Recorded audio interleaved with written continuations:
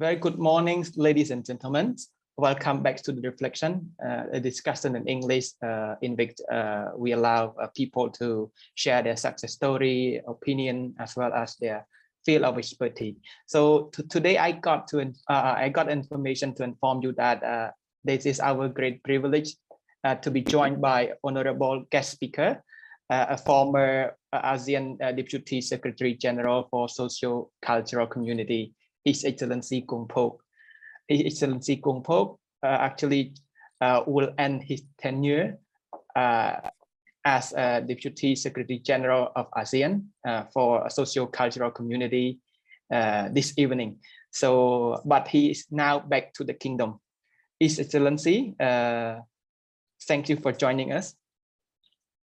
Thank you very much for having me, Nisai. Thank you. His Excellency, I think this discussion will be conducted in English, and also we would like to know more about your achievements throughout your mandate, as well as your assessments of the ongoing community building process, especially your view from the within. And we also very much love to hear your opinions in this subject matter. And before I begin asking you questions, let me give our audiences a brief of introduction. Ladies and gentlemen, His Excellency Kung Phoak was appointed as a Deputy Secretary General of ASEAN in charge of ASEAN's Socio-Cultural Community, or we know that ASCC, from 2018 to 2021, so this year. But like I mentioned earlier, his mandate will be effectively end this evening, so maybe at 7 p.m. Because he also need to have other meeting before that, a bit tight schedule for him, but he still managed to join us. During his mandate as Deputy Secretary General, His Excellency Kung Phoak involved on overseeing the implementation of various projects under the ASCC, focusing on establishing a common identity and forming a caring and sharing community. So his work really cover a wide range of issues in the region, and it are actually related to the life, the well-being of the people, the connectivity between our people throughout the region. So this is very important work. That's why I think he's now here with us to share his own story, as well as his achievement in doing this job. Again, His Excellency, thank you for joining us. And my first questions to you as a Deputy Secretary General, would you mind sharing with us your achievements you have made as the Deputy Secretary General of the Association of Southeast Asian Nations, or ASEAN, for ASEAN Socio-Cultural Community. So any achievement that you would like to highlight is really grateful this time. Thank you. The floor is your His Excellency. Well, thank you very much, Nisai, for the kind introduction. And I would like to also thank you, for taking the opportunity to have such a conversations with me. For me to share stories and also some experiences, and hopefully those stories and experiences can be useful for our young people, not just about learning about ASEAN, but how they are going to prepare themselves, to be a part of all the activities of the ASEAN community building process. Perhaps let me start by saying a bit about the social cultural communities. You rightly pointed out that it's a very important pillar. And I can also tell you that it's the biggest pillar. It covers 15 sectoral bodies, ranging from health, education, labor, civil service, environment, disaster management, gender, so many aspects of works are closely related with the health and well-being of our people. That's why sometimes you won't be surprised if you hear people calling this pillar the people's pillar. The reason is very simple, because it is the pillar that is working, for the general benefits of our people, saying this, it doesn't mean that our pillars are not working, for the benefits of the people. But this pillar, the work, the achievement and so on, some things that people can feel directly, some things people can see, for example, we put in place an education policy or framework, and then our students will feel, the effects of this policies and document and so on. That's why it is also called the People's Pillar. So I just want to have this, brief introduction about the ASCC pillar. Now it comes to the achievement that I managed, to make over the past 3 years as the Deputy Secretary General for the ASCC. Perhaps I should put it into 7 different categories. The first one is about the ability to mobilize resources. Soon we have 15 sectoral bodies. It also means there's so many activities, so many programs, and most of those programs and activity, we need a lot of money to implement. Different from other pillars, they're working pretty much on, producing document, framework, and all that. ASCC also have a lot of, on the ground kind of activities. Yeah. So we need a lot of money to do that. So over the past 3 years, since I started my job as a DSG for the ASCC, I managed to mobilize around $200 million to support all the activities under the ASCC. And it's not easy because our partners are also having a lot of priorities as well. So the ability, to really get the support, to get them believe in the kind of things that you do, it takes a lot of experience, a lot of engagement. And engagement here is not just about, working relationship, but also personal relationship as well. But everything starts with good idea, right? Yeah. I would, want to share this to our young people as well. Of course, the first things you would want to look at is where you can get the money, for example. But perhaps that's not the most productive way of addressing the problem. I think you should start with the passion. You should start with the belief. You should start with the ideas that you think that it's going to be extremely important and useful, not just for you as the initiator of the idea, but also those you intend to make sure that these ideas will bring benefits to them. With all of these key elements, then I think it's a lot easier for you to get the buy-in from our partners. And if you argue with compassion, when you argue with a strong belief in some things that you are asking people to support, then it's a lot easier for them to support as well. Yeah. I think if you go to them and then asking them to support some things, even you yourself are not so sure that, whether all of this are going to be very useful. Yeah.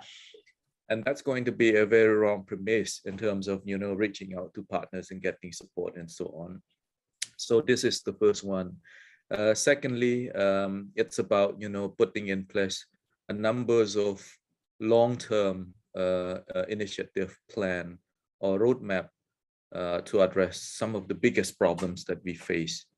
ASEAN, it's not just about, building the community, but also at the same time trying to help the member state to tackle some of very, very tough questions. For example, now we are in the middle of the pandemic. Yeah. It's very important how we are going to work to address all of those problems. Climate change is also another major issues there. We are going to have more discussions on this later on, as you outline in your introductions, that we are going to discuss about some challenges. So I will touch on these matters in more details at the later stage. But what I can say is now a numbers of key institution, initiative, policy framework, and so on that I manage, to put in place are going to have, long-term implications on how ASEAN and ASEAN member states are going to address all of those problems. For example, my proposal to establish the ASEAN Public Health Emergency and Emerging Disease, and we managed to get around, $70 million support from our partner for this center.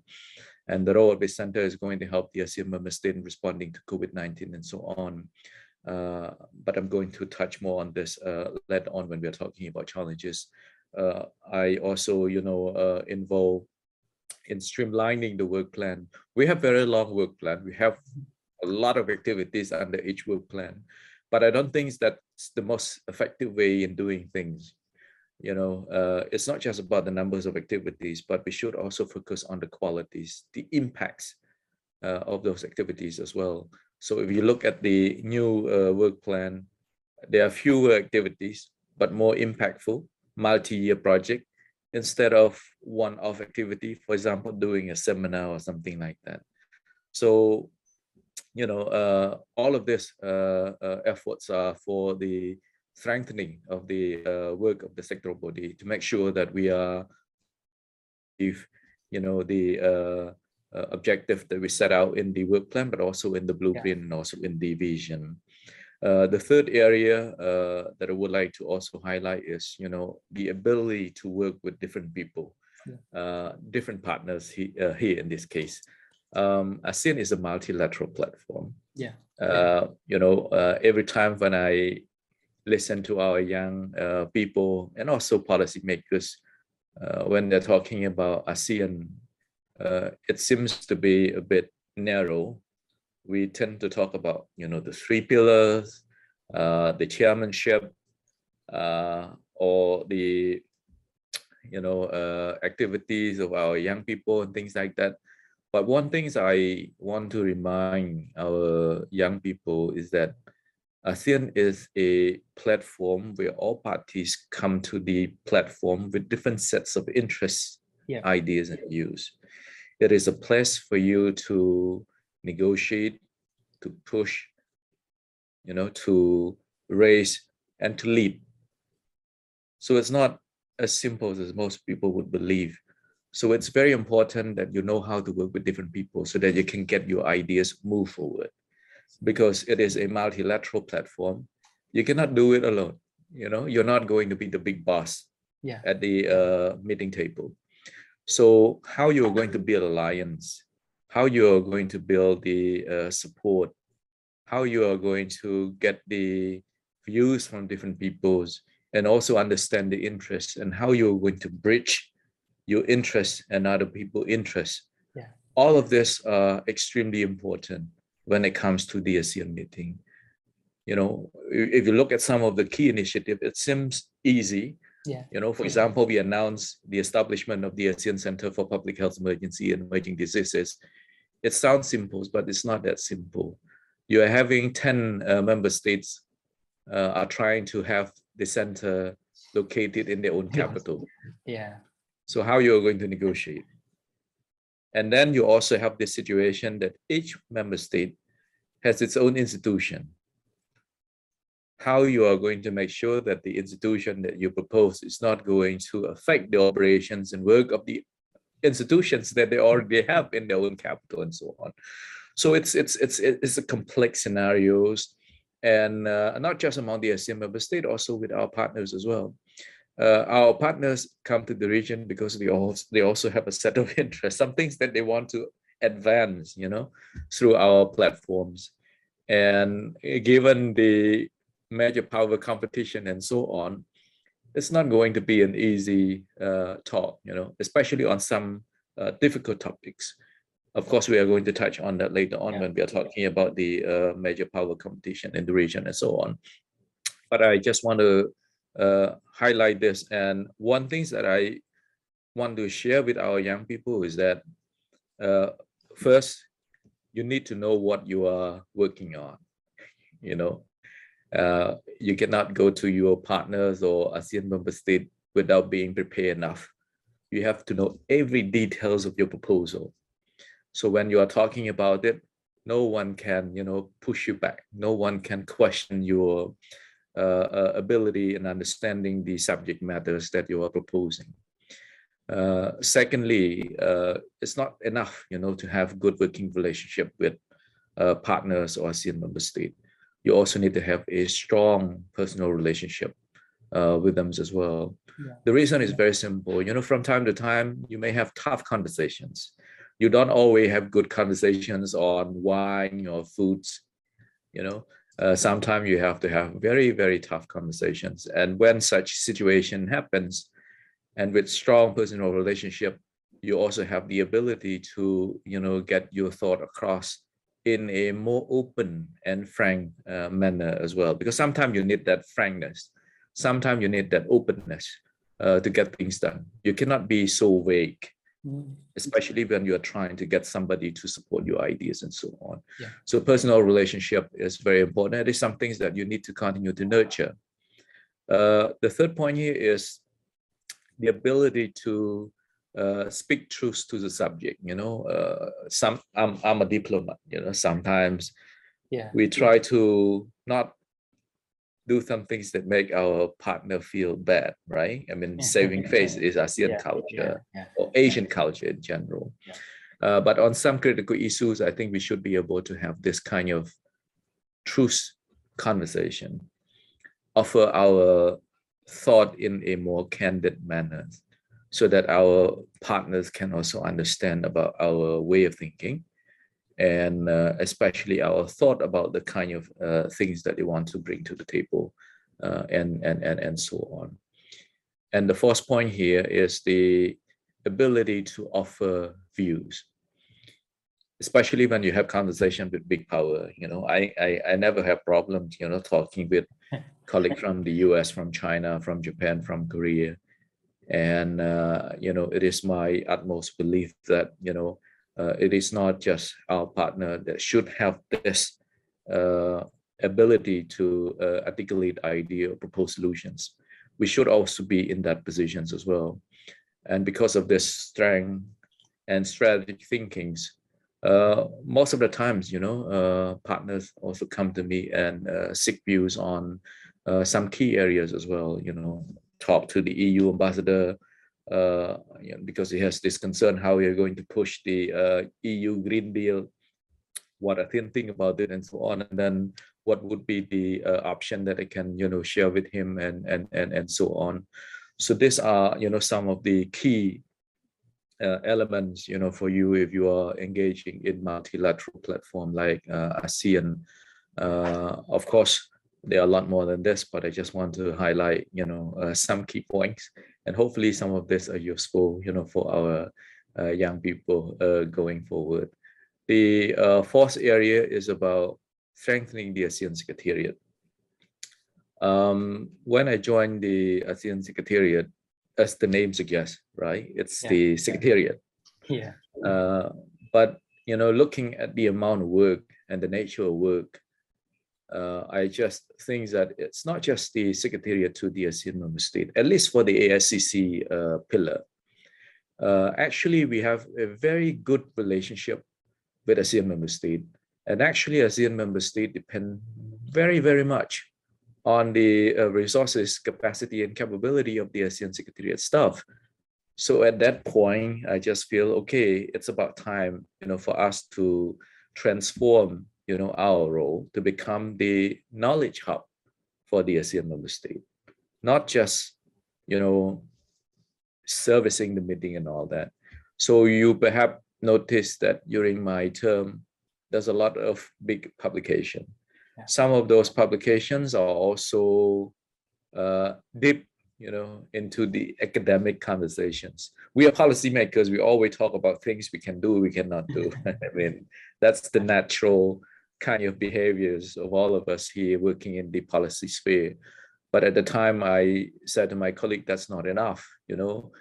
If we just do what we think we can do, then we are not going to be able to, face the challenges that we don't know yet in the future, or we already know, but we don't know yet about its magnitude and its implication.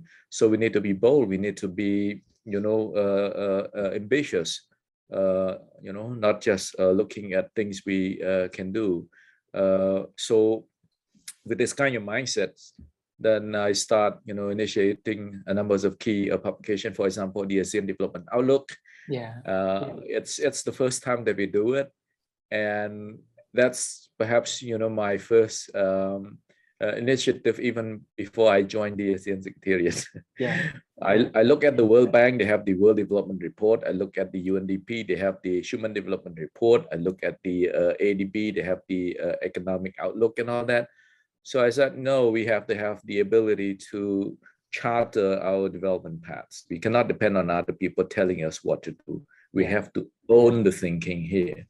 So we start with this, and then we have the ASEAN disaster resilient outlook, employment outlook, migration outlook, gender outlook, also the recently plan, for example, all the 7 platforms that are looking at some of the most critical issues we are facing: climate change, future of work, future of education, disaster management, pandemic, poverty action, and so on. So I can say is that ASEAN Secretariat, at least, the ASCC is becoming a very strong body to support the ASEAN member state in this kind of work, in thinking, in analyzing, in putting forward bold strategies and comprehensive framework and so on. The 5th area that I also want to highlight is my contribution to the promotion of ASEAN identity. We are not good in terms of telling people about who we are or what we do. It's very difficult for people to go around and look for documents that they can understand more about ASEAN. Because of this, I initiated, 2 key projects in addition to a number of others I will also highlight here. The first one is the ASEAN magazine.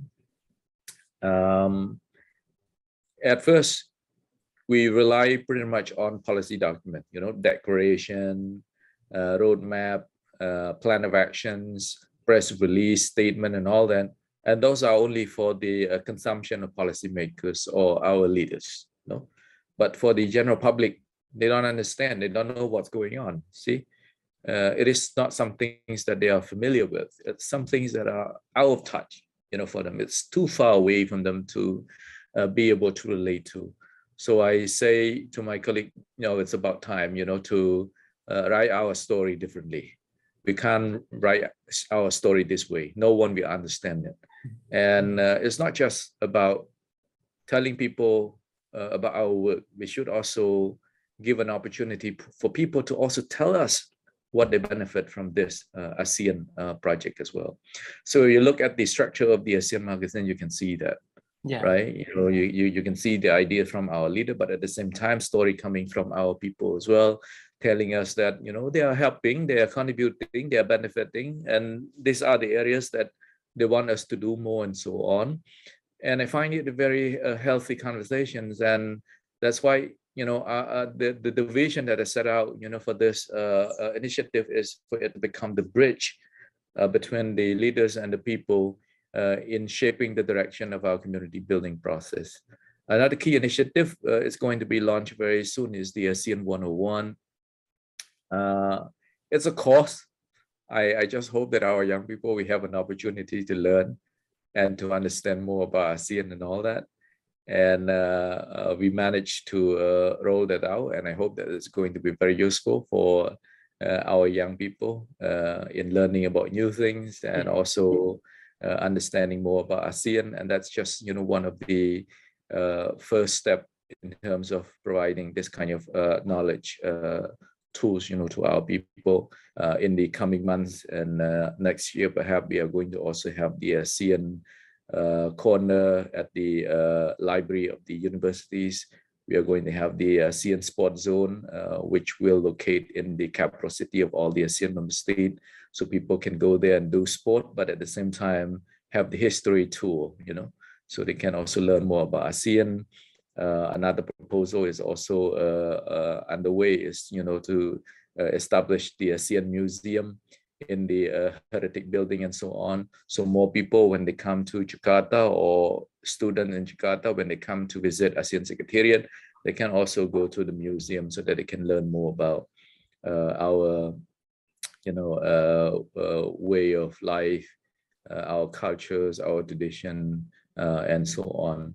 The 6th area here is the kind of thinkings that I have, based on my experience working at the ASEAN Secretariat and also doing a lot of work with partners. maintaining our centrality is our utmost goal. It is some things that we are trying our best to do.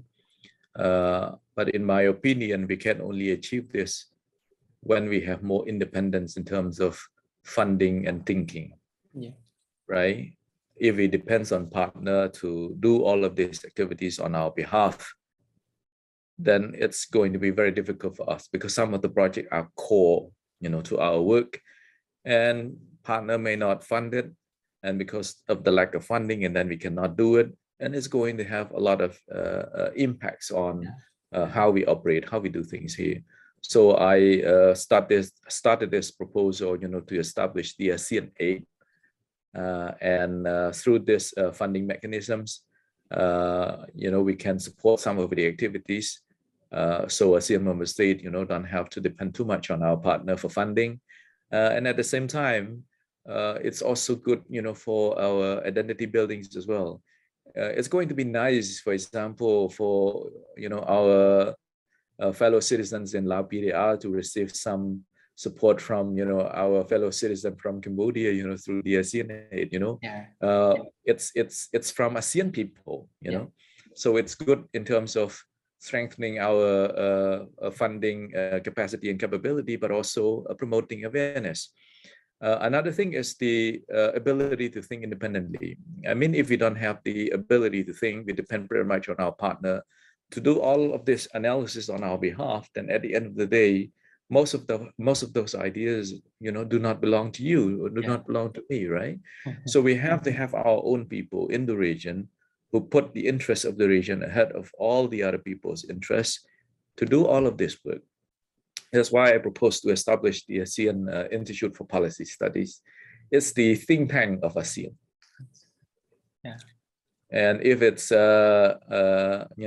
agreed by all the member states and it's going to be established, then this think tank will help the ASEAN member state in coming up with key strategies in helping the member state to come up with positions on how we are going to respond to the initiative or the a plan of all of our partner. You can see that the Indo-Pacific is it's become an interesting swirl of water here. There's so much competition at the moment, and a lot of people are interested in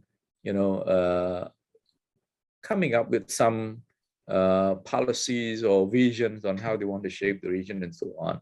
And in order for us to be ahead of the curve and be prepared for all of this, we need to have our own strength, and we have to start with the ability to think, to charter our future directions, and also to come up with plans that are ASEAN oriented, not partners oriented kind of activities. The last point here is about my contribution to what's going on in Myanmar. I've been involved in Myanmar issues since I joined the ASEAN secretariat, first on the issues of the repatriation of the refugee in Rakhine State.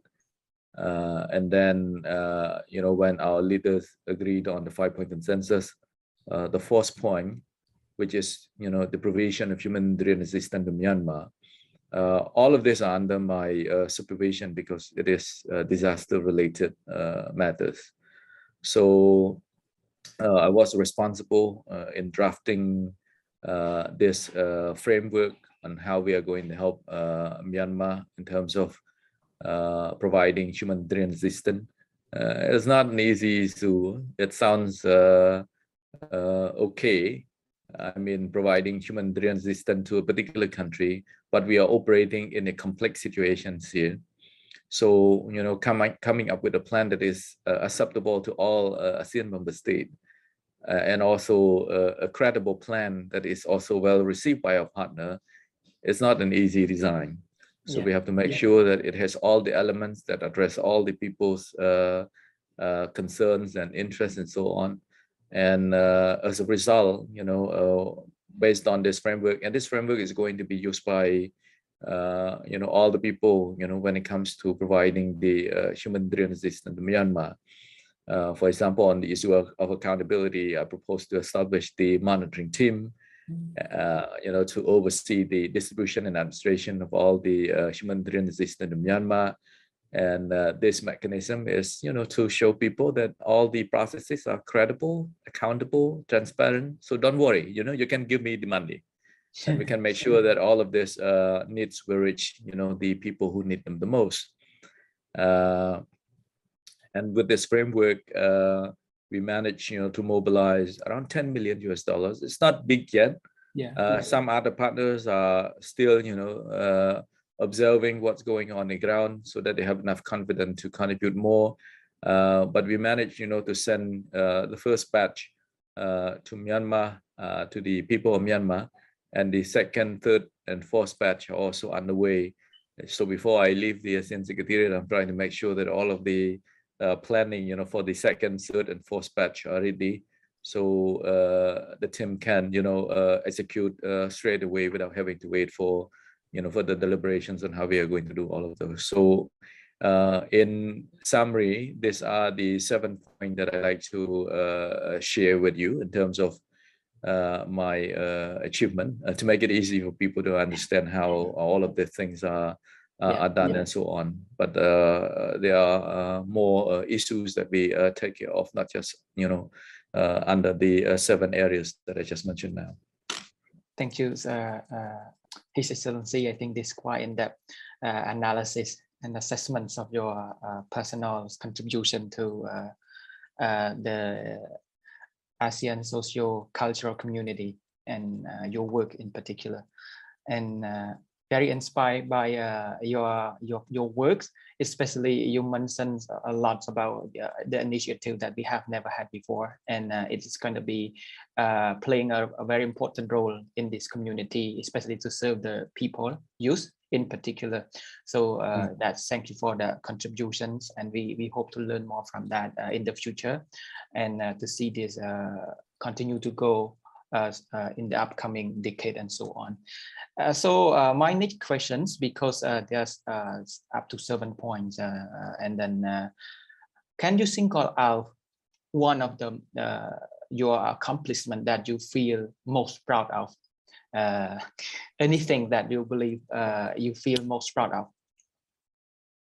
Well, again, all the 7, or at least some of them, are interrelated, right?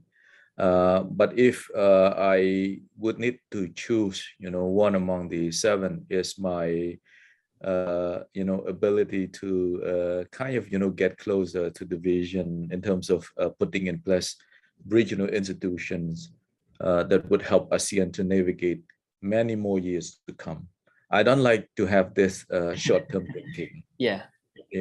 Some things that you are going to benefit in a matter of 2 or 3 years, but it is some things that are going to shape ASEAN in the next 50 years, for example. So if, I can kind of highlight, for example, the establishment of the ASEAN Center for Public Health Emergencies, or it's the ASEAN CDC. It's been around for more than 10 years. People cannot do it. So when the pandemic hit, I said, now it is the time, something you can do in normal time, something you cannot do in normal time. And there's also things that you can do during the crisis. And this is one of those things that you can do during the crisis now. So start doing something about it. And this institution is going to have, impacts on how we deal with future shock in many, many more years to come. So if you ask me what I'm proud of the most is, my contribution to building the regional institution and framework that would assist ASEAN to navigate all of this in the next 50 years. That's great. In the meantime, I think before we move to your view on the ASEAN integration and also the other important work in particular, like climate change, and how you have created some other initiative that focus on people-oriented and people-centered community. So I would like to know, that's just a simple question, but I think you might need to reflect. Are there anything you feel regret not being able to complete or to do during your term. 3-year term is quite short to me. So there might be something that you are unable to do to complete within the period. Right. Yes, there's one for sure. And it's a very, very big one. As you rightly pointed out, 3 years is very short when you are working, on cross-sectoral and transboundary kind of issues. It is not some things that happening at the village level or provincial level. This is concerned the entire region. So coming up with idea, putting all of those ideas into details, mobilizing support, getting them implemented. Yeah, it's a long process. So for the first year, we managed to put in place some of the most important initiatives, and it took us 6 months to 1 year to actually turn all of those into concrete steps and activities. But then pandemic hit, all the focus moved to containing the pandemic, and then we don't have enough time and resources to do other things. Of course, all of the other activities are continuing to be implemented by the ASEAN member state and also ASEAN secretariat, but it's not to the fullest of its capacity and capability. And then to the very end of my tenure at the ASEAN secretariat, I start focusing on the sustainability question as well, because I feel this I'm addressing all of the key questions under the human health and human security. But then when it comes to our planet, I think we should also do something about it. We also owe a lot to our planet as well. There's one key initiative that we do, that is the ASEAN Green Initiative. That's also my vision, to increase the green space in the ASEAN region, to make the ASEAN greener and more sustainable and so on. So we introduced this ASEAN Green Initiative. The idea is to, one of the key activities is to plant more trees. They have this slogan 10-10-10, 10 million trees for 10 years for 10 ASEAN member states. Some people would ask, 10 million is not a big number, but look at it as a campaign. It's not an actual activity, because member states need to own it. ASEAN Secretariat cannot do all of this planting. It has to be the ASEAN member state, it has to be our young people, it has to be the community, and so on. So when we put this out, to help green the region a bit more, I'm very happy that, although we put in the papers the commitment of 10 million trees, suddenly some of members increase it, exponentially. Some even promised to plant 1 billion trees in 10 years. Oh. So suddenly you have almost 1.5 billion trees commitment from the ASEAN member state. That's a huge things, but that's not enough. Because, if you're talking about, the rising temperatures or the rising sea level, and you want to address this problem of climate change, you cannot just address it from the absorption side. I mean, we plant trees because we believe that all of trees will absorb the carbon dioxide and so on. But we need to do some things on the emitting side as well. Cars, factory, and so on. And then, when it gets closer to the end of my tenure, start thinking, okay, ASEAN need a comprehensive plan to tackle this problem. We cannot do it a bit here and there. We need a comprehensive ASEAN Green Deal that would allow us to address the problems of climate change from many angles: manufacturing, production, consumption, circular economy, infrastructure, urbanizations, conservations. We need to put all of this under one framework, so that when we are fighting the issues of sustainability, degradation, or climate change, we have a better chance of overcoming it. So you ask me some things that I would want to do if I'm still with the ASEAN Secretariat, is to push this ASEAN Green Deal. And if we manage to do it, it's going to be, a a once in a generation kind of document for ASEAN to address, you know, the major challenges that it faced. So if there's some things I would, you know, rank this as the first one, some things that I really hope to do, but it is also some things that you cannot achieve in a year time. Yeah, it's a comprehensive framework. It's going to take around 2 to 3 years for all of us to have such a comprehensive document for us to work on. Yeah. That inspiring, especially when you mentioned the words ASEAN Green Deal. I think that I like it more, and would love to see this happening in the future. So, and also even after your term, I believe that you will be engaging with this work and so on to push for more action on that. And we see more, for example, like planting more trees. At least they show commitment to do so at the end of this. I'm not sure, maybe in the next 10 years they will do so, and also address with that the environmental challenges that we face, climate change, right, or sea level, the energy transition, and so on. Yeah. So let me move to ASEAN. ASEAN actually turned 54 years this year, 2021. But like many regions, it has been undergoing a very unprecedented challenges driven by the COVID-19 pandemic. So from you from within you personally, how do you view the regions or the organization in particular, especially the process of socio-cultural community building? You mentioned a lot about the things that we have done, we are moving forward, but of course, the challenge is quite huge, that it disrupts the process of us, or the anticipation of achieving something by, for example, like 2025 and so on. So it's a big disruption. So how do you see this at this? How do you see this organization within the 54 years old? Well, you know, the challenges ASEAN is facing now are tremendous. You know, I have to say so. Perhaps I should, you know, highlight just 5 mega trends. Yeah. Of course, there are also other trends that are affecting the work and future of ASEAN. But if I could, I should, you know, highlight only 5 for now. And then, you know, in the future, we have the opportunity to have more conversations on. Yes, yeah. And then we can discuss more. Yeah. And I believe that these 5 mega trends are going to shape. They actually already shape the ways we do, the way we live, and the kind of future we will be in.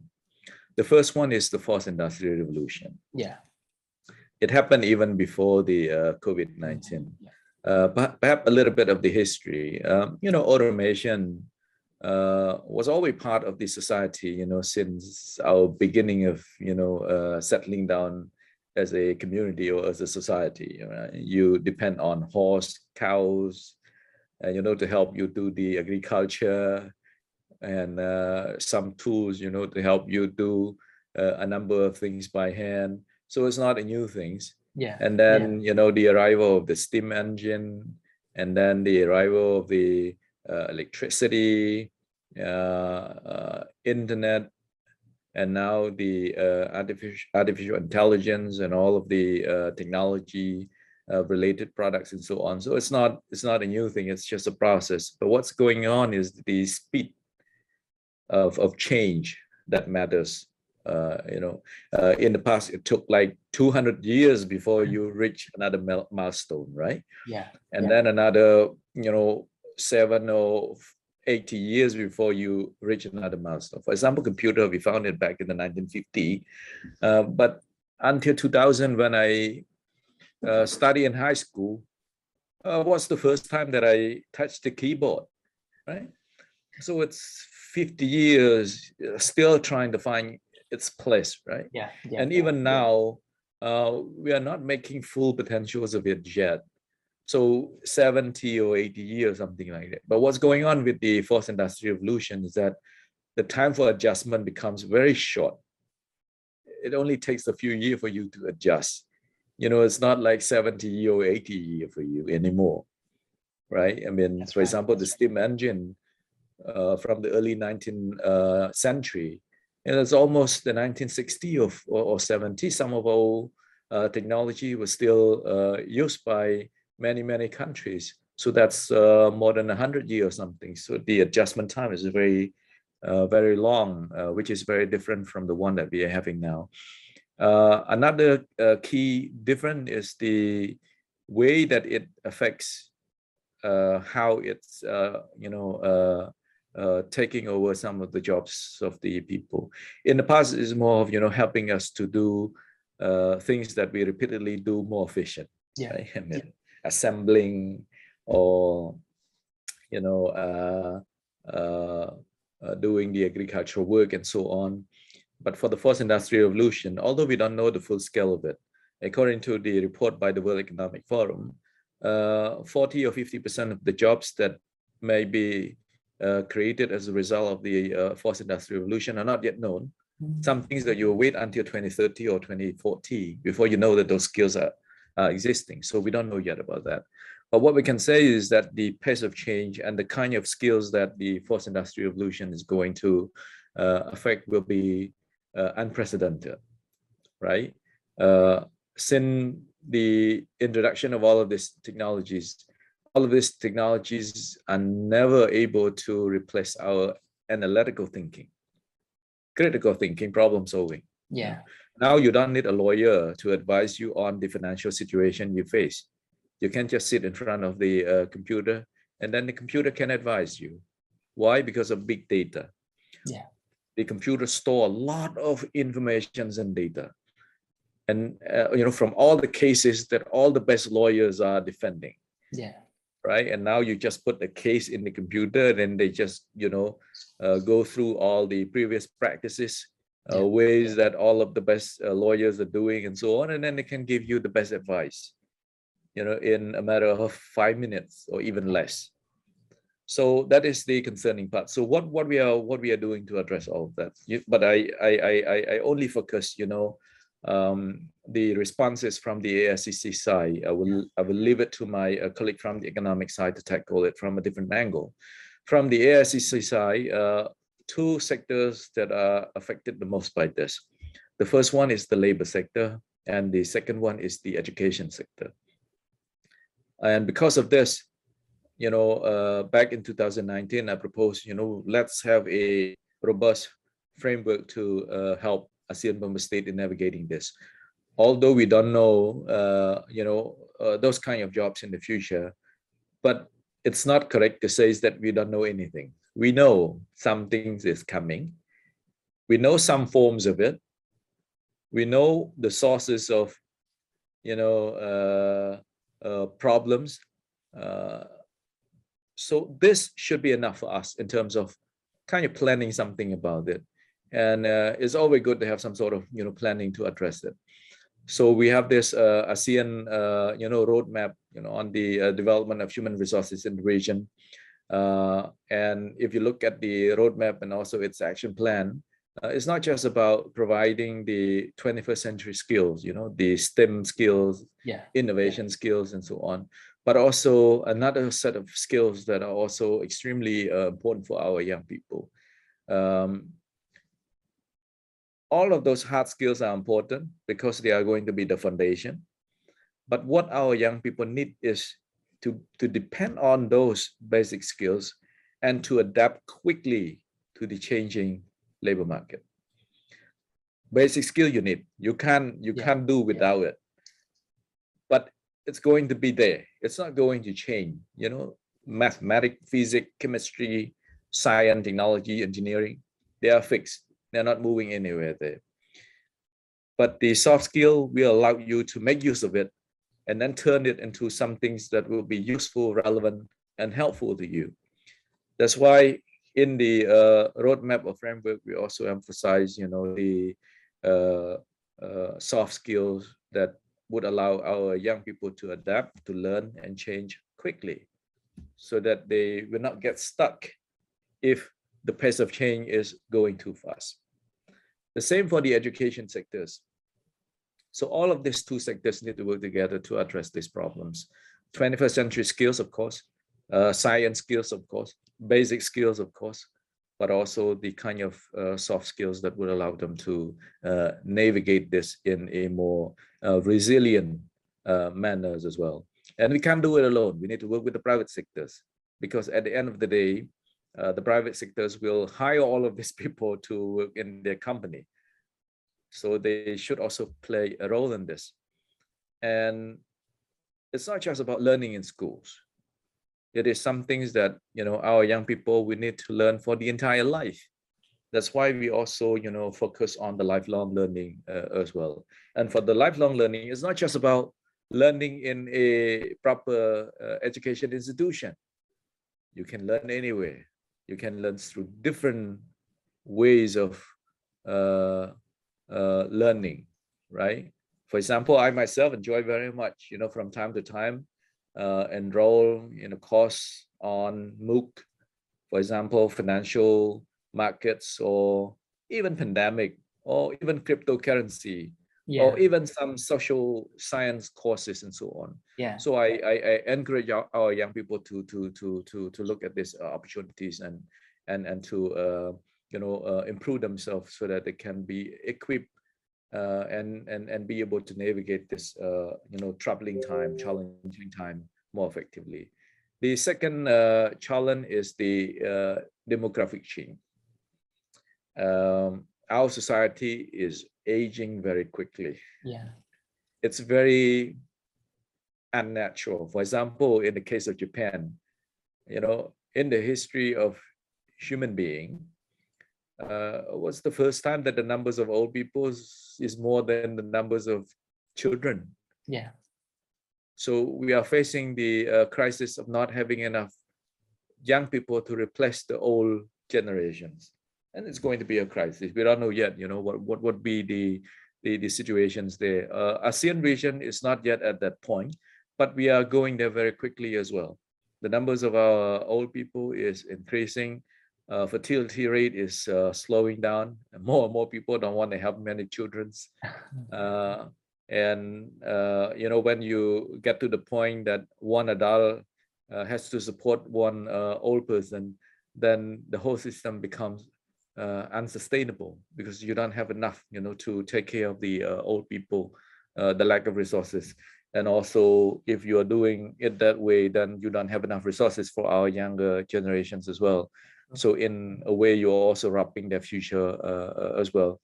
So for us, how we are going to deal with this, there's a number of interventions that we introduced over the years. For example, some country increased the retirement age. Old people can continue to work although they, you know, past the retirement age and so on. And then we also look at how we can equip them with skills.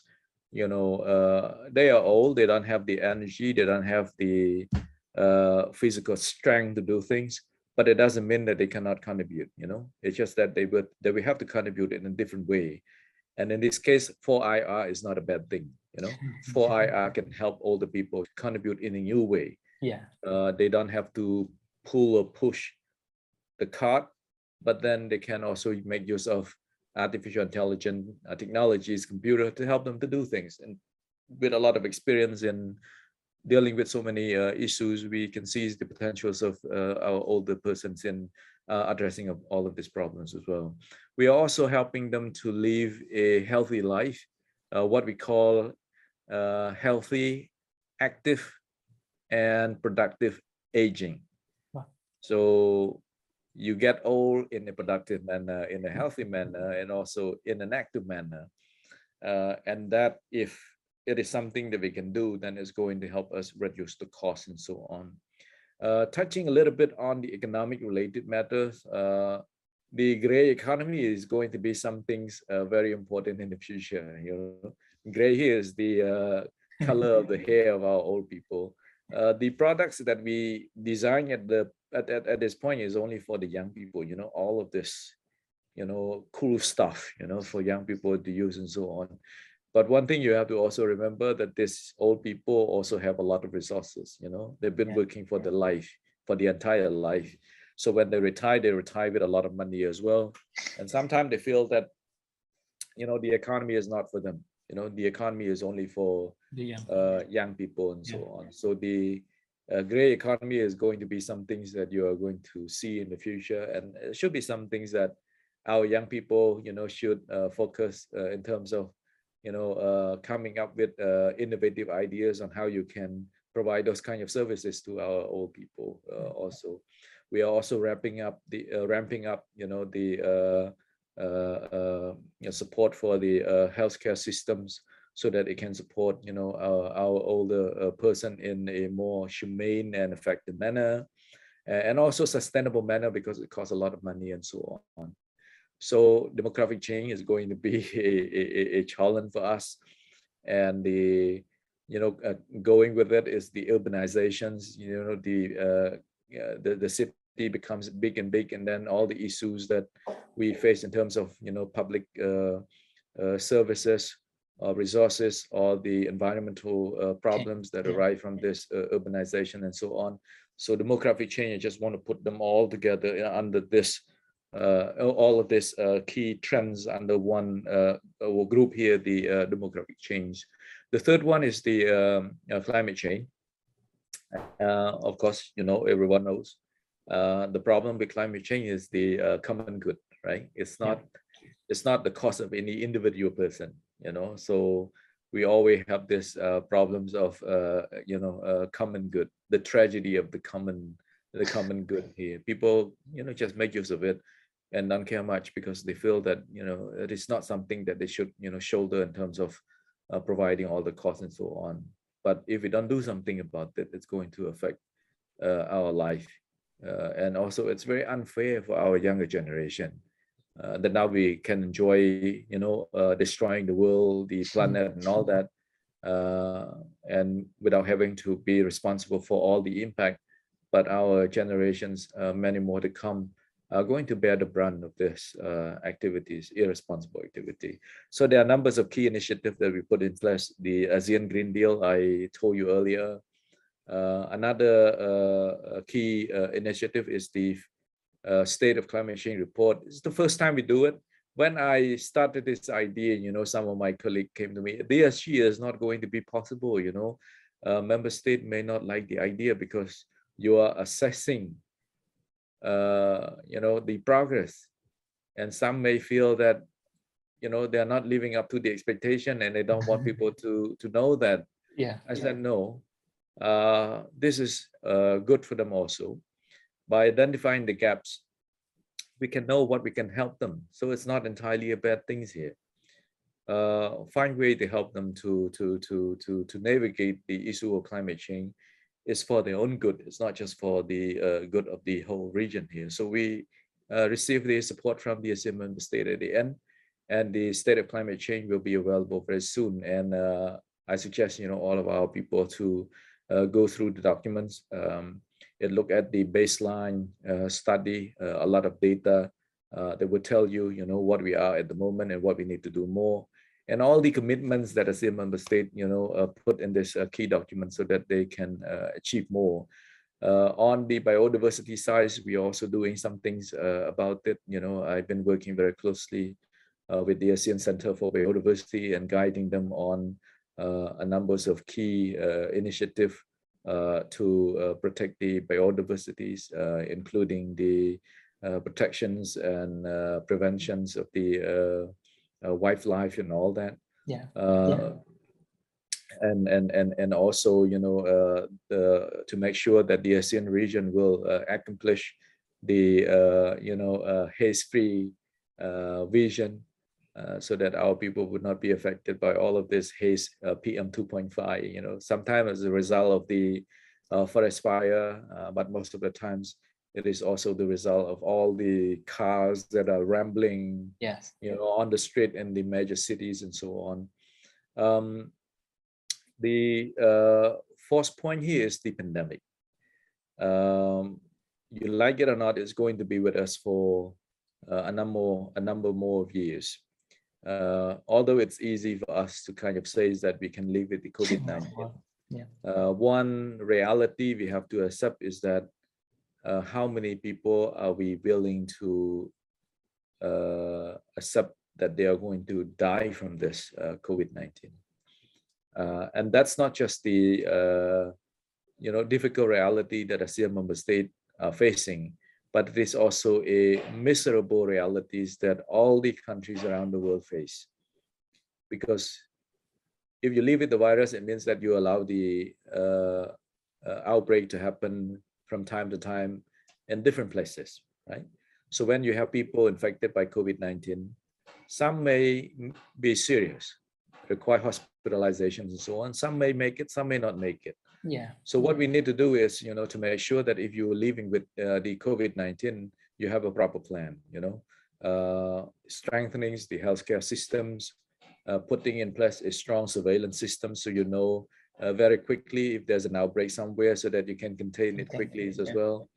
You need to make sure that you have all the vaccines in stock. If there's a need for you to vaccinate people, you can vaccinate very quickly. Vaccination is not the panacea.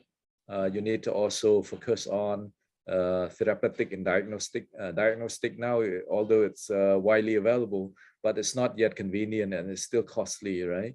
I mean, you have to use this, with your nose and throw all the time. It's not that convenient. And I can see that some of the ASEAN member states are trying to do something about it. For example, you can blow to the tool and then it can analyze. Some people can also use this special liquid that you gargle, and then you can also, put in the test device, and it can give you the results in 15 minutes or something. Another thing is therapeutic. There's some good news, some key development at the moment. For example, the drug produced by Merck is going to help, reduce the severe illness by 50% or something. And that's good news. We need more of those as well. Because you live with COVID-19, people will be infected. They will be hospitalized. And when they are hospitalized, we have this therapeutic to provide them, and then we can save more life.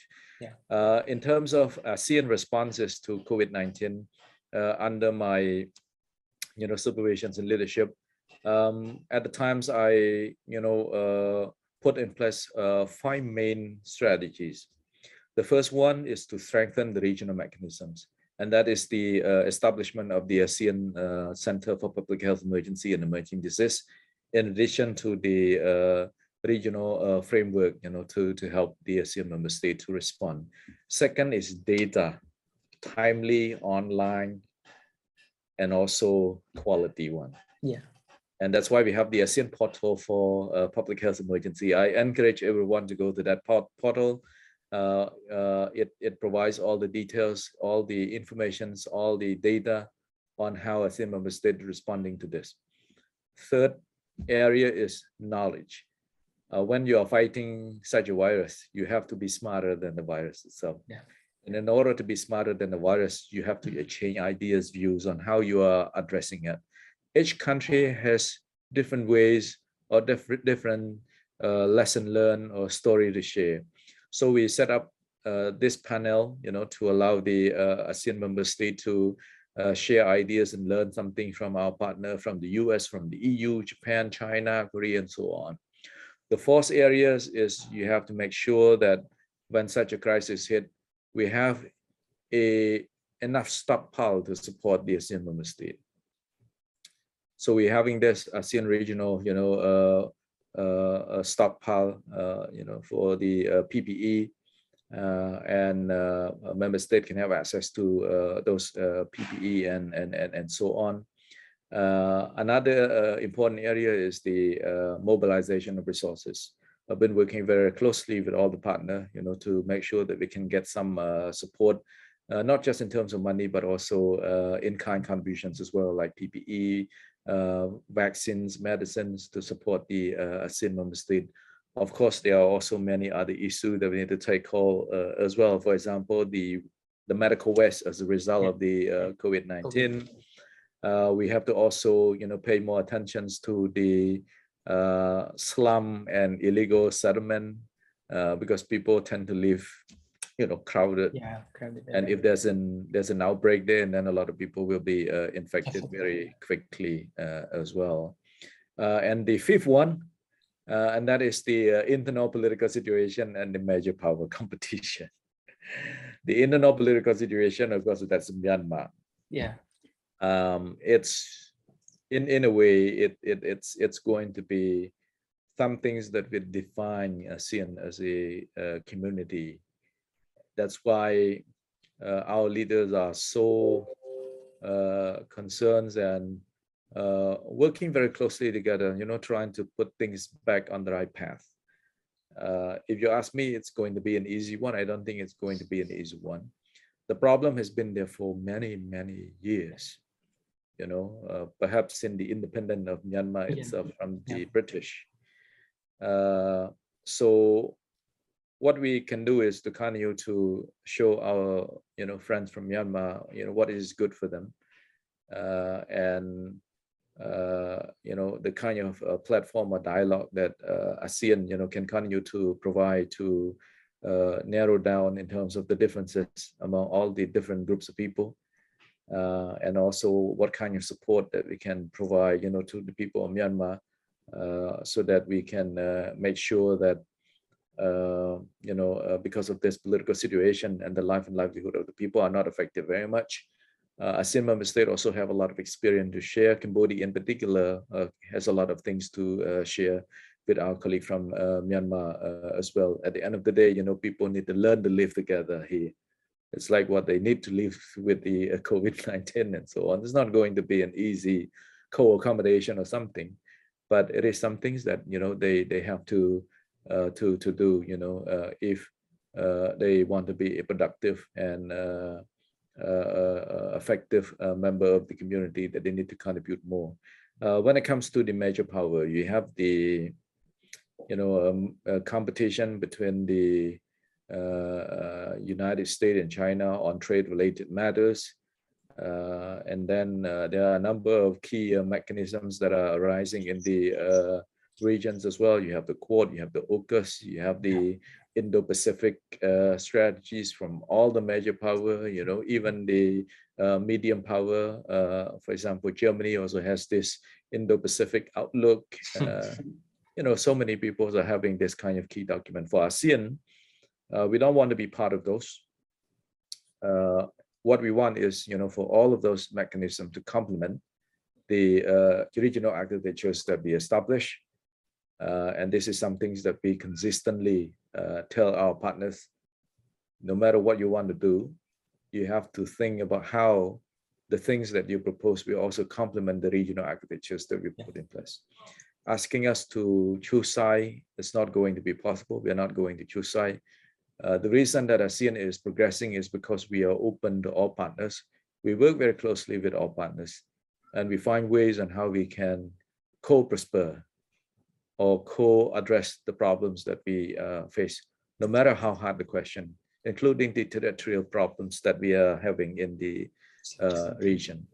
So in addition to that, it's clear from the ASEAN regions as well that we need to have strategies that clearly articulate our position, so people can know that these are my positions.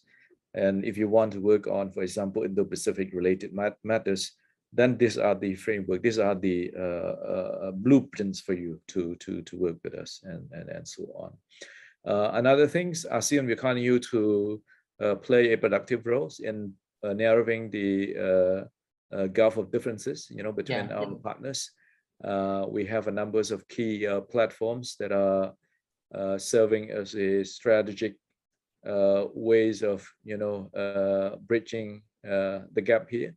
And I think all the major powers are still, giving a lot of significance to all of these platforms, and they are keen, to engage from time to time, to address their differences.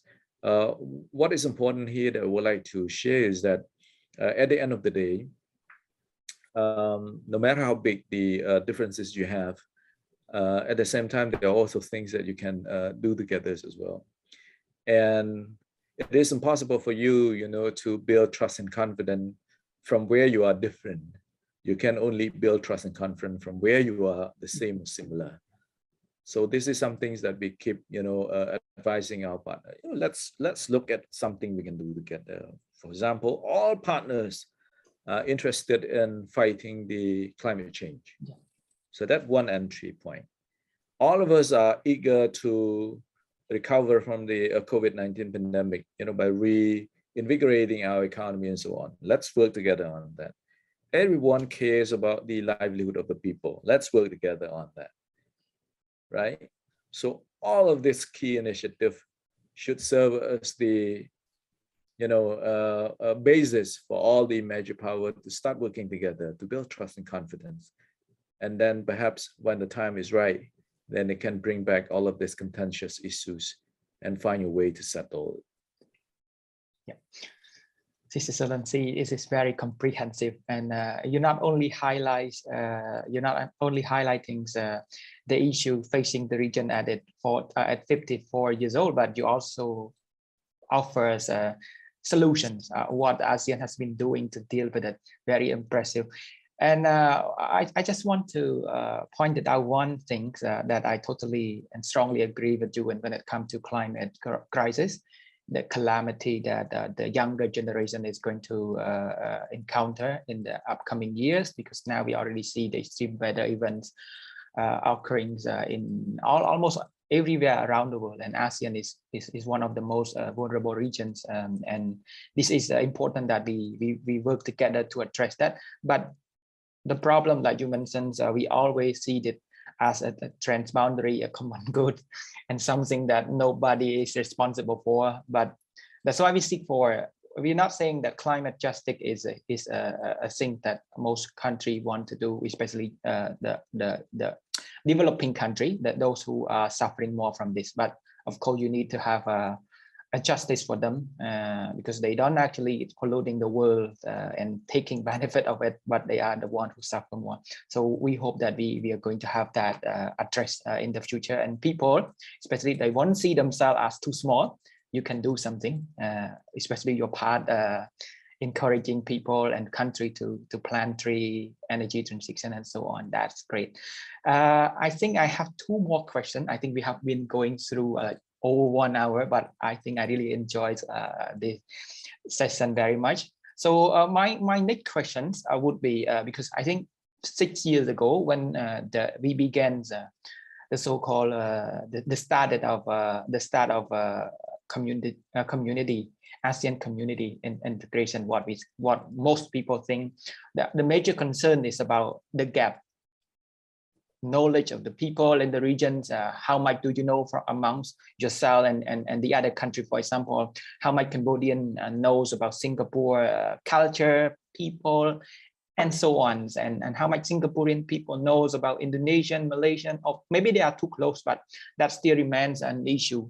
So we consider that as the most important thing that would be continuing a major roadblock for us to move forward. But right now, I see a lot of young people, they aspire to learn about the regions. They are aspire to communicate, to build connectivity, and so on.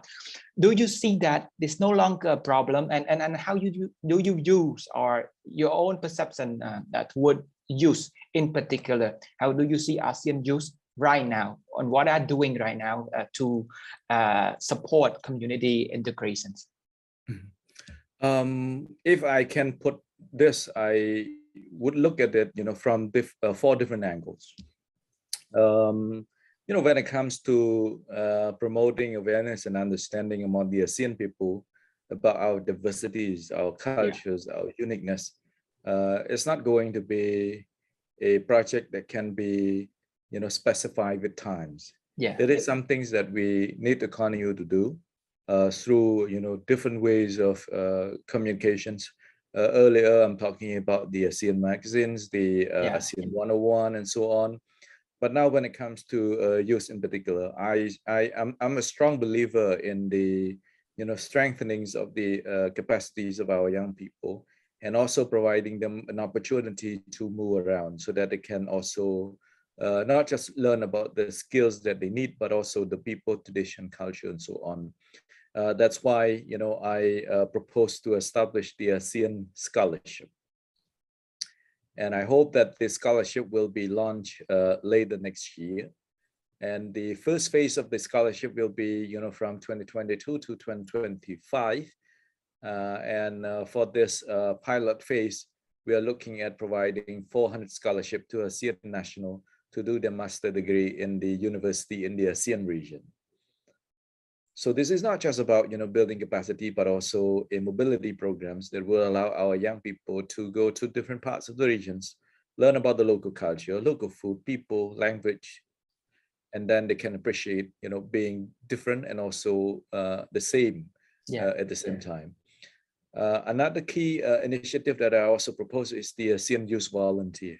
Normally, when it comes to the volunteer programs that ASEAN has in the past, for example, you are involving in activities, cultural activities or sport activities or organizing events and all that. And those are activities that are related to youth volunteer. But the youth volunteer that I propose, it costs more than 1.5 million or something just for 1 year. Wow. So we are going to send a group of 10 ASEAN national young people, 10 per group to each AMS. So you have 10 group for 10 AMS. And each group, you have one representative from each country. And these 10 people are going to work with the local community for a particular purpose. For example, they can, the themes of the volunteer will change from time to time.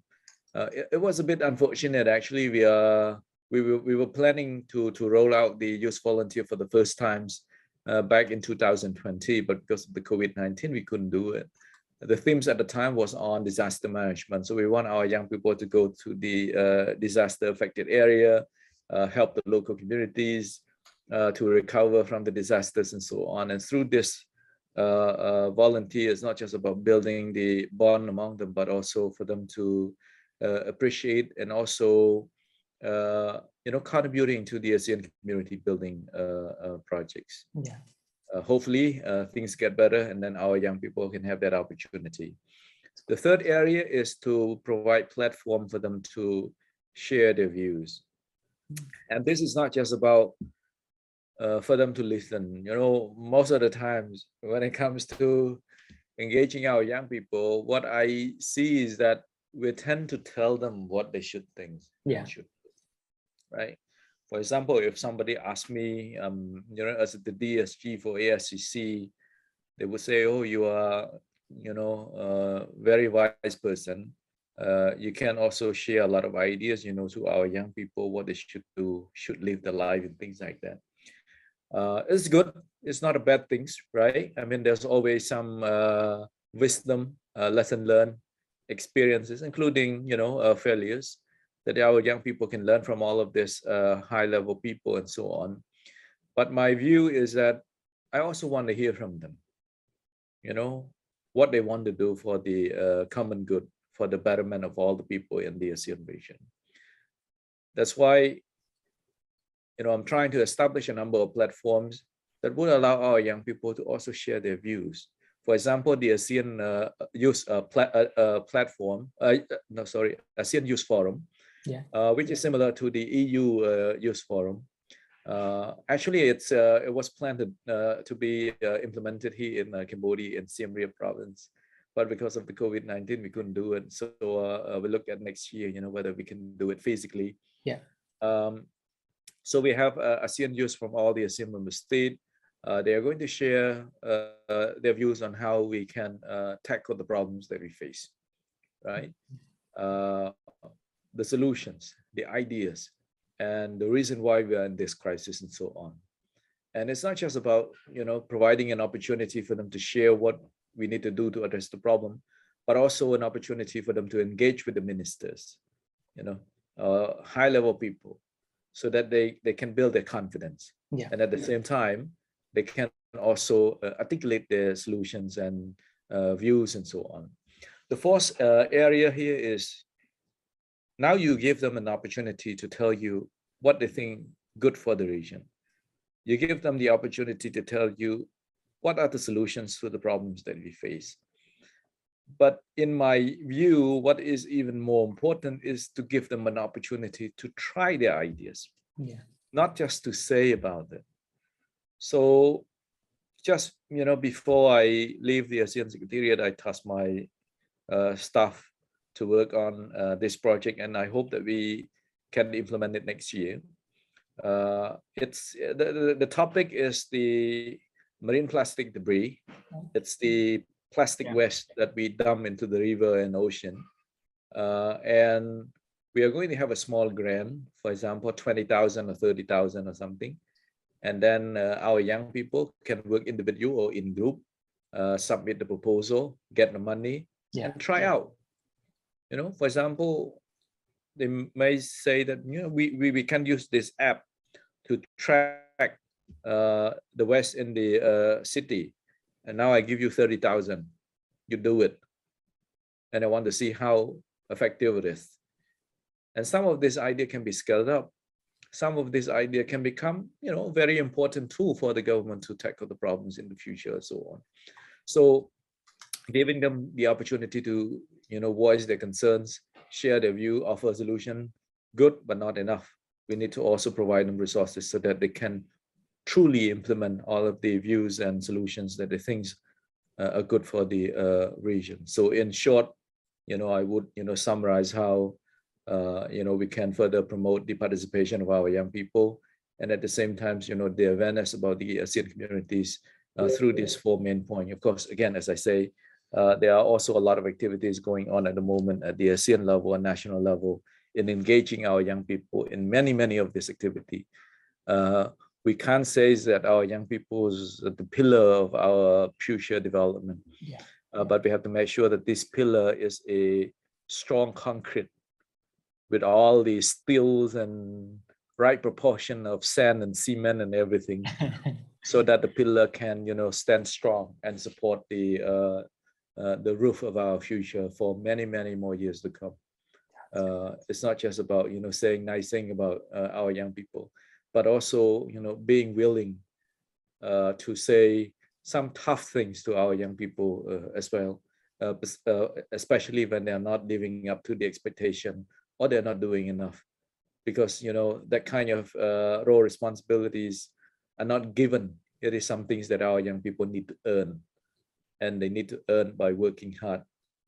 And in order for them to work hard to earn it, we have to provide them all the support, create an enabling environment so that they can also do it.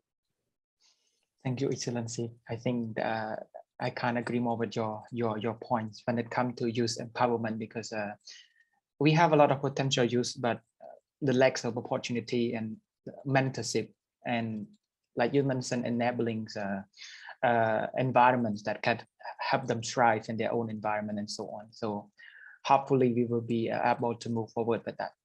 And then my final question, Excellency, because we are gearing up toward the end of this year, 2021, and move to 2022, in which Cambodia is set to host a very important summit, and a series of meetings will be held. I'm not really sure will be entirely virtual, or it will be in a physical format and so on. But of course, that's very important, because the regional grouping will be led by Cambodia chairmanship. This is the third time. It's not the first time, but of course, first and second, and now the third time is in the middle of pandemic, and there are a lot of problems facing the regions that you mentioned earlier. Trade power competition is going to be really quite tense at some point, because we see more initiative and more mechanism to. We are not sure what they're doing, but of course that how they compete for their power and so on. So that's a little bit challenges, and then also internal power. For example, like the Myanmar crisis, a lot of people are expecting Cambodia to take a little bit more concrete role in delivering this the result. For example, like if Brunei is not able to send of course the special envoys, and then it would be transfer that task to Cambodia, and a lot more humanitarian crisis and so on. So to use as Deputy Secretary General, you've been dealing with a wide range of issues. What are your takes on Cambodia chairmanship, the upcoming chairmanship, and then what issue you believe Cambodia should pay more attention to? I think, you know, there will be a lot of key initiatives and priorities that Cambodia will put out, you know, as part of its chairmanship of ASEAN next year. Instead of, you know, being specific on particular issues. Issue. Perhaps, I would, approach these questions with a more broad perspective. Yeah. In my view, there are 6 issues that we may want to look at. The first one, it's never enough, we just need to do more, which is strengthening the cooperations. All of the problems that we face require multilateral responses. We have a numbers of key documents. The next step for us is to work together to address them, to implement them. So I hope that we can double down on this, do more to further strengthen the cooperation, inject more energies into our platform so that ASEAN member state and also partner can work together for the common good, hands in hand, right?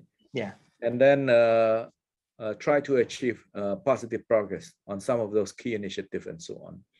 The second area is the management of the COVID-19. It's going to be still a major problem next year or even the year following. So we have the framework. Soon we are going to have the ASEAN Center for Public Health Emergency and Emerging Diseases.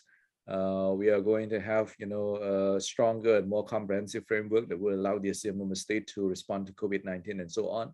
So under Cambodia chairmanship next year, is for Cambodia to further, strengthen that, making sure that all countries can work together to tackle the problems of COVID-19, procuring the vaccines together, strengthening the manufacturing base in the region, ensuring we have enough PPE, the sharing of data among the ASEAN member states will be effective.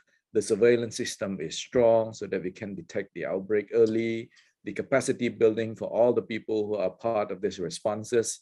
It sounds like I'm a doctor now, but that is the prescription of some of the activities we need to do. The third point here is to recover from this COVID-19 economically. We have the ASEAN Recovery Framework, a numbers of key initiatives, for example, to allow our people to travel, like the ASEAN Travel Corridor. We also discuss on how we can further strengthen, intra-ASEAN trade and so on. We are also talking about, building resilience into our supply chain. We are also talking about working together to reinvigorate our manufacturing sectors. All of those things need to be further strengthened under Cambodia chairmanship next year. Because at the end of the day, you want to contain the COVID-19, but you need to also make sure that doing so will not affect the life and livelihood of our people as well. And by letting our economy to grow again, our people can have jobs and so on. And that would be a big relief for them in terms of how they are going to cope with this crisis in the long term. Now, it leads me to the third area here. It's about the Myanmar issues. And of course, as I mentioned earlier, there's a lot of expectations. But what I can say is that people need to also keep the expectation in check. Yeah. It's not an easy issues. It's not some things that people can resolve in one day. And the issues of Myanmar is also addressed at multiple level, at the global level as well. And as of now, I think there are still some things we need to continue to do more. As for Cambodia, I think we have a lot of experiences in national reconciliations and all that. And I hope that this will be useful in terms of sharing with our colleague in Myanmar. And of course, I believe Cambodia will try its best to create an enabling environment or a various platform for the different stakeholders to come together and find some compromises. At the very least, to end the violence because of the COVID-19 and so on. The lives of the people is affected severely already, and with violence and war and all that, it just adds to the pain. So I think those are some of the key areas that we want to make progress. Bridging the gaps, sharing experience, creating enabling environment, introducing various platforms for different stakeholders to come to talk together and assess the violence on the ground so people can cope with the COVID-19 and so on. When it comes to the and then the fourth point, which is the major power competition, perhaps you saw, the press release, conversation with our Deputy Prime Minister Prasakhon and the Foreign Minister of Australia. I think that is the sentiment. We hope all of the new mechanisms that have been established by our partner will complement our own, regional structures and platform. We don't want to see competitions there. Yes. So what we are going to do is, to continue to advocate among our partners that, what you do, you have to also think about the interests of ASEAN and ASEAN member state, and making sure that all of the new mechanisms that you are trying to put in place will supplement the works that ASEAN is doing as well. Anything that is not in line with those two thinking, ASEAN find it very difficult to support or accept. So and also, provide numbers of platform for all of the major power to sit down, reconcile their differences, or at least, promote cooperations in areas that they have common interests and so on. Now comes to my last point, the sixth point, which is, the possibilities that we can go beyond some of the immediate or short-term kind of priorities. Many of the things that I talk about are having this short-term nature. So Cambodia may also want to put in place some long-term, project or initiative, some things that will continue to shape the regions in the next 50 or 100 years. For example, on the issues of climate change, why not, ASEAN Green Deal, under Cambodia chairmanship and so on. Great. One thing that I would like to also highlight, as a way to close it, being a chair or a member of ASEAN, all countries aspire to, put in place visions that will lead the countries in many years to come, or priorities that will shape the directions of the regions in many more years to come. It doesn't matter, how big, how resourceful you are. As a member of the community, it's a responsibility. You have Brunei with a population of less than 1 million, but it also try to, put in place a number of mechanisms that we have, long-term implications in terms of chartering the direction of the community building process and so on. So I think that is some things that we should also look at, and I would encourage all the people, especially our young people here in Cambodia, to support, the chairmanship as much as possible, not just through the activities or platforms that are created by the sectors of Cambodia as part of the chairmanship year, but also activities and programs that are initiated by the ASEAN member state next year as well. And importantly, to also learn and appreciate about our diversities, our uniqueness, the people, tradition, culture, because at the end of the day, the ASEAN project, successful or not, it depends on whether such a project we have the people standing behind it or not. And to have people standing behind it or not, unless they know why it matters to do so and how they are going to benefit from it. So with this, I conclude this questions. Excellency, this is a very splendid conversations I ever had, and I was about to ask you to offer a very short message to our youth, but you already did. You already did. So maybe you don't need. But if you have more, I think it would be great if you want to send out a short message to not just only Cambodian youth, but all youth across the regions. If you wish, please. Well, very short one. Strengthen your capacity capability, offer your views and solution every opportunity you have, try your ideas as much as possible and contributing as much as possible, to the solutions of the major problems that we are facing. Don't think that you are too junior to do it, too small to do it. You are the future. There's a lot of expectations on you. It's just that you need to make sure that you live up to those expectations. Wonderful. Thank you, His Excellency. I hope that we will have the series of discussions regarding your works as well as the regional projects that we haven't been dig deep into. For example, like the climate issue, the plan of the three projects like 10 millions or billion and so on. So we're looking at that throughout the process, as well as the other initiatives. So I hope to have you as our guest speaker in the near future, His Excellency. Thank you so much for your time and your contribution to this forum. You're most welcome.